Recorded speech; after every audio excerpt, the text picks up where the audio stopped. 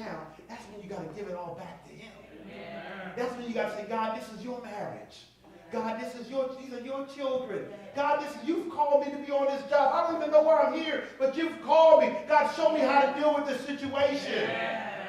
And not heard the coping mechanisms that are not ordained by God. Are you with me? Men and women, guess what? When the marriage is getting tight, instead of getting on that computer with or late night on HBO and Showtime, I think you don't know what I'm talking about. You walk in just like me, so you got the same temptations.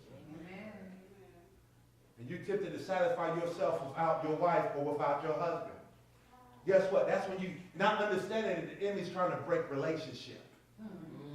He's trying to break intimacy. You can't have intimacy with a machine. Are you with me? You can't have intimacy with a computer.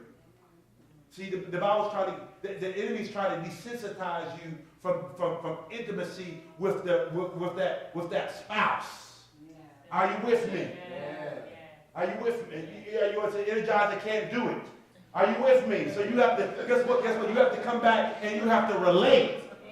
Are y'all with me? You have to relate. Brothers, you got to relate. And you got to say, let's work through our issues. Let's talk. You made me upset. You hurt me. That's a thought. Because we don't want to tell somebody that they hurt us. Why do we want to tell somebody? Come talk to me. Why do you want to let them know that they hurt you? Talk to me. Don't talk about you now. Fear? Fear of what? Then they're going to do it again. Because we're talking, you don't let nobody. You don't need, but what do you say? I don't what? I don't need you. I don't need you. I'm here to let you know, brothers and sisters, you need that person. Matter of fact, you do. You can't even be the real you until you realize that you need that person. And now, have you ever tried to be mad and act like you don't need that person? Talk to me now. Don't deep on me. I'm do my own thing. Oh, it's going to be like that. Oh, it's on then. Okay, you took your own food. I got you. Why the kids got to play now? You need me now? Oh, you need on. I need you. Oh, it's like it's on, like Donkey Kong. Okay. Are y'all with me? And because of all that disturbance in the house, all the kids are all walking on eggshells. Babies, if you got young kids, they crying. When confusion in the house, the kids just act up. Because they sense, oh boy, we can take advantage of this thing. Oh, they ain't getting along. They start playing mommy and daddy against each other.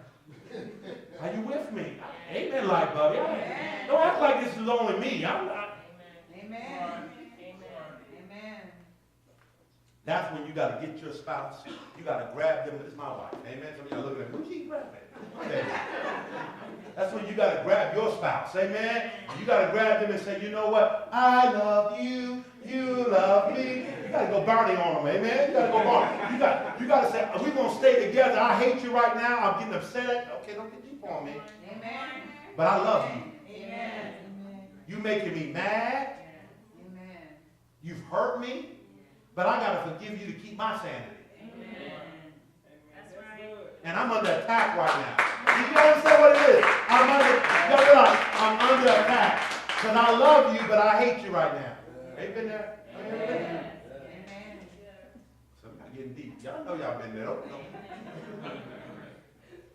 I didn't say you got to be there right now, but you've been there before. I counsel some of y'all. Don't be looking at me. 20 of y'all that I've counseled before. I'll be looking deep on me like, what the pastor talking about? Oh my gosh, we need to pray for him. Are you with me?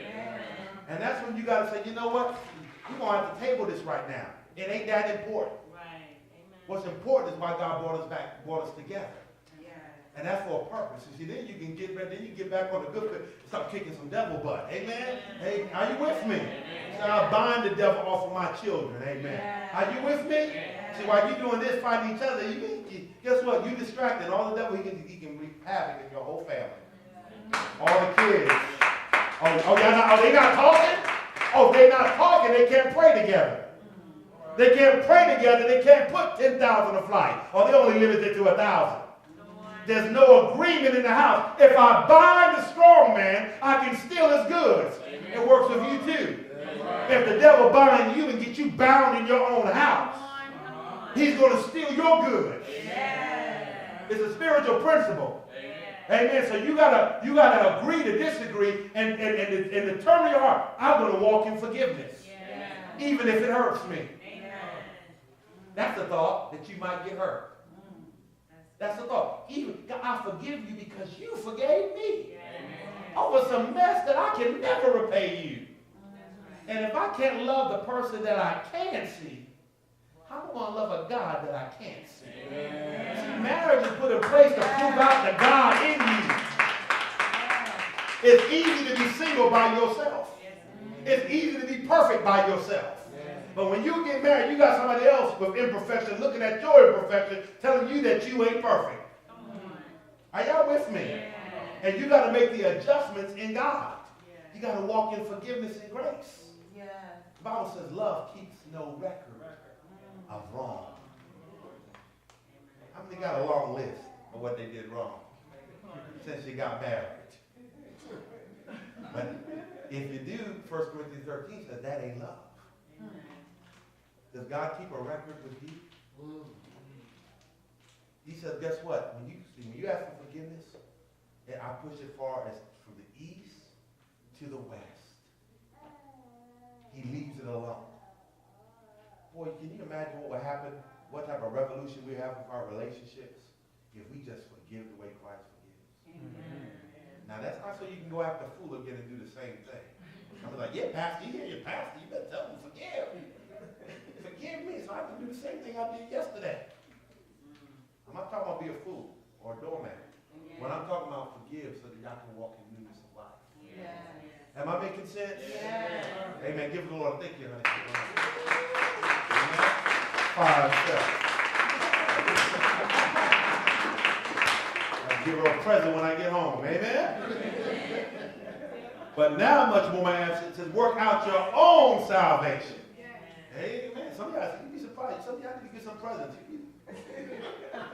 Laugh at me, amen. Work out your own salvation. Come on, wives, don't y'all need some presents sometime, amen? Work out your own salvation with fear and trembling. For it is God who works in you both to will and to do for his good pleasure. Now, you know what the thing get me? I'm talking about my wife, amen? Amen. Now, you go to some churches, they be talking about your wife. Amen. Amen? I'm talking about my wife, amen? Amen. 1 Corinthians 15 and 58. Another one you want to have in your arsenal. Therefore, my beloved, be ye steadfast, unmovable, always abounding in the work of the Lord, for you know that your labor is not in vain. The Lord, you got to know this. Yeah. You got to know that your labor is not in vain. Man, what you doing with those kids and what you doing with your family has not been in vain. Amen. You and Corey came down here from New Jersey for a purpose and for a reason. Yeah. You see folks dying every day up there, and you're not a statistic because you came down and made a sacrifice and worked the last 3 years to get where you need to be in God. You're not where you want to be, but you're not where you used to be. Amen. And God is getting you where you need to be in God. Amen. And some of you have sacrificed. You came from Miami. God brought you down here, and he brought you here for a reason and for a season. And God wants to change the path that you were going on for a reason so that you can make an impact. And many of you are building something that your families are going to be able to come into. They'll call you and say, boy, I miss you. I wish you were here. God says, keep building. I'm going to tell you out here in Nehemiah, God says, keep building. Keep building. Keep building something that they can come into. Amen? Because they're going to need you. Amen? You're going to be like the Joseph of the family. Amen? You look like you left and went into captivity and then you struggle, but guess what? You're going to come in and you're going to build something that they can come into one day so that when the famine's in the land and they realize that famine is there, they'll come to you and they'll be able to get help and refuge. Are you with me? Refuge may be in a way of them coming here for a trip to visit you, and you minister to them on their marriage. Or you minister to them, they may have more money than you, more things. More things. How many of things can't save you? Did you hear me? Things can't save you. Amen? You can't take things with you. I've never seen somebody on their deathbed at Emory Hospital crying for some more things. You know they crying for? Life. I've seen some wealthy people there as a chaplain crying. They're not crying, oh, I wish I could get my living right now. I wish I got my maid servants. No, they said, God help me. Yeah. Pastor, can you pray for me? Yeah. Are you with me? You can't, they're not calling for Nintendo and Sony PlayStations and all these, the next Xbox game. You know, they're going to say, I need a touch from God. I need healing. Yeah. Amen. You can't take none of this stuff with you. They ain't calling for the latest BMW or the Benz. You can't drive nothing if you don't got no help. Are y'all with me? Amen. And we laugh, but it's true. But some things we get so fret of what we don't have when you got more than enough. Amen? Amen. And so you're so many people need the peace of God in their lives. The mere fact that your family likes being with one another. Right. I mean, I was on vacation. What I love is I see my kids like to be together. Amen. Amen. I'm not saying, be quiet, sit down, be quiet. No, everybody doing that. Having fun. My girls were cooking, my boys were cooking one. Everybody was just having fun in the kitchen. I said, man, I'm a blessed man. Amen. And love each other. I ain't have to rap anybody. I don't have to put my whistle on. I can just chill out. Amen. And just, I'm blessed. Yeah. So many times we take things for granted. To me, that's wealth. Yes. See, I'm not saying that's all. I'm saying that's a part of wealth. Because you can have a whole bunch of money and not have peace.